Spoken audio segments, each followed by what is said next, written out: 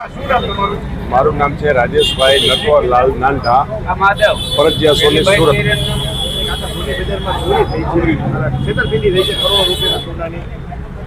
છેતરપિંડી નહીં, પણ આમાં વિશ્વાસઘાત કહેવાય ને. કારીગર ઉપર વિશ્વાસ હોય એટલે સોનું આપ્યું હોય કારીગરને, પણ એમ અપાય નહીં. કારીગરને સોનું ડાયરેક્ટ આપી ન દેવાય, કારણ કે એ વેપારીની ભૂલ કહેવાય.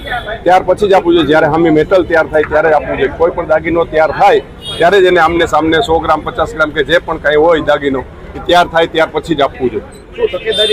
તકેદારી એ જ રાખવાની, તૈયાર થાય ત્યાર પછી જ સામે 100 ગ્રામનો ઓર્ડર આપ્યો તો 100 ગ્રામ સોનું કારીગર પોતાના દાગીના સોનામાંથી બનાવે અને ત્યાર પછી એને સામે આપવું જોઈએ.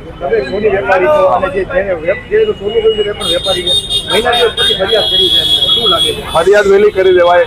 ફરિયાદ કરવામાં તકલીફ શું થાય છે કે વહેલી તો ડર લાગે પોલીસવાળાનો, કોઈ પણનો ડર લાગે છે એના હિસાબથી, અને ત્યાં કોઈ ધ્યાન આપતું નથી. કલકત્તામાં કોઈ ધ્યાન આપતું નથી.